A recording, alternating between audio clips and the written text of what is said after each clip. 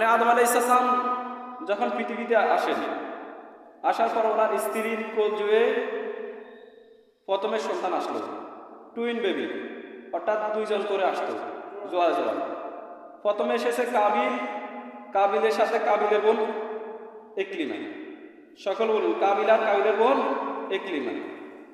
এর পরবর্তীতে এসেছে হাবিল, হাবিলের বোন লাবুদা। তো পৃথিবীতে যেহেতু কোনো মানুষ নেই, আশেপাশে কোনো প্রতিবেশী নেই, তো কিভাবে এদের বিবাহ শাদী হবে? তো ক্রসিং সিস্টেম হতো, অর্থাৎ এই জোয়ার মেয়ের সাথে ওই জোয়ার ছেলে, ওই জোয়ার ছেলের সাথে এই জোয়ার মেয়ে, এভাবে বিবাহ শাদী সিস্টেম ছিল, যেহেতু আর কোনো মানুষ নেই। তো আদম আলাইহিস সালাম তার ছেলে কাবিলকে বললেন, হে কাবিল, তুমি বিবাহ করবে হাবিলের বোন লাবুদাকে, আর হাবিলে বিবাহ করবে তোমার সাথে যে বোনটি জন্মগ্রহণ করেছে ইকরিমা তাকে। অর্থাৎ কাবিল এই বিয়েতে নারাজ। অর্থাৎ কাবিলের সাথে যে বোনটি জন্মগ্রহণ করেছে আকলিমা, ওই ছিল খুবই বিউটিফুল লেডি, মানে খুবই সুন্দরী। তখন কাবিল বলতে লাগলো আদমকে, বাবা আমি কেন লাবুদাকে বিবাহ করবো? অর্থাৎ লাবুদা ছিল একটু শ্যামলা প্রকৃতি, সে বুঝাতে চাইছে আমি আমার বোন আকলিমাকে বিবাহ করবো। তখন আল্লাহ তাআলার আদেশ, আদম আলাইহিস সালাম বলেছে এটা আল্লাহ তাআলার আদেশ, তুমি তাকে বিবাহ করতে পারবে না। আদম আলাইহিস সালামের ছেলে কাবিলও সে রাজি নেই, অর্থাৎ সে যে কোনোভাবে হোক আকলিমাকে বিবাহ করবে। তখন আল্লাহ রাব্বুল আলামিন আদম আলাইহিস সালামকে জানিয়ে দিয়েছে, হে আদম, তুমি তোমার সন্তানদেরকে বলো কোরবানি করতে, যার কোরবানি কবুল হবে সেই আকলিমাকে পাবে।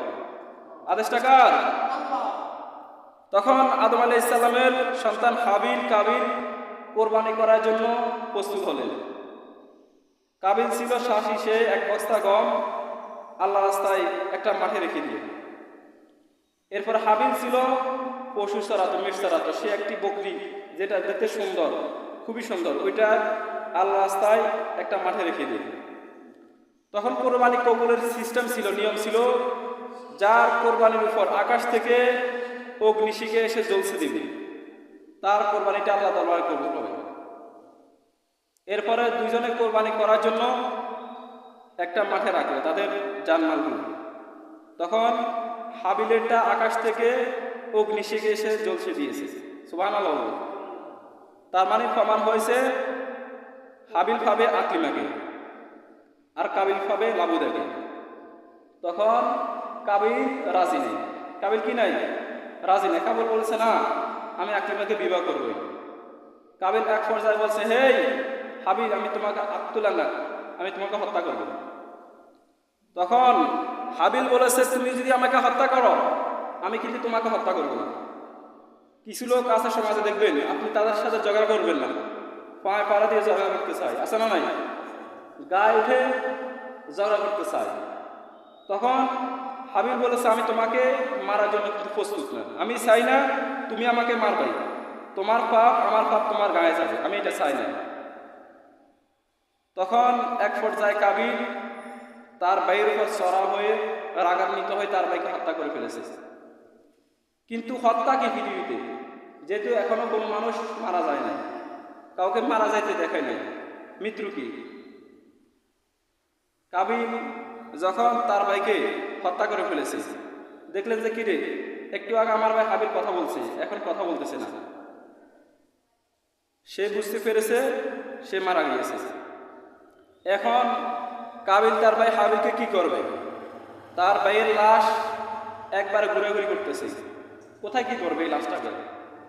তখন আল্লাহ রাব্বুল আলামিন কাবিলকে শিক্ষা দেওয়ার জন্য দুইটি কাক পাঠালেন।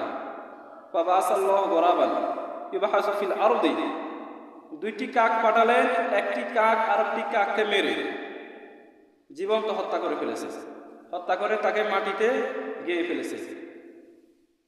কাবিল মনে মনে কয়, আমিও আমার ভাইকে হত্যা করে ফেলি, হত্যা করার পরে তাকে আমি একটা গর্তের মধ্যে ফেলে দিই, তাকে আমি মাটির নিচে ফেলে দিই, গেঁয়ে দিই। এরপরে কাবিল কি করলো? তার ভাইকে কবরস্থ করলো। সর্বপ্রথম কবরস্থ করলো কাবিল হাবিলকে, সেখান থেকে কবরের যে প্রচলনটা শুরু হয়েছে। সুবহানাল্লাহ। এই ছিল আদম আলাইহিস সালামের ছেলে হাবিল কাবিলের কাহিনী।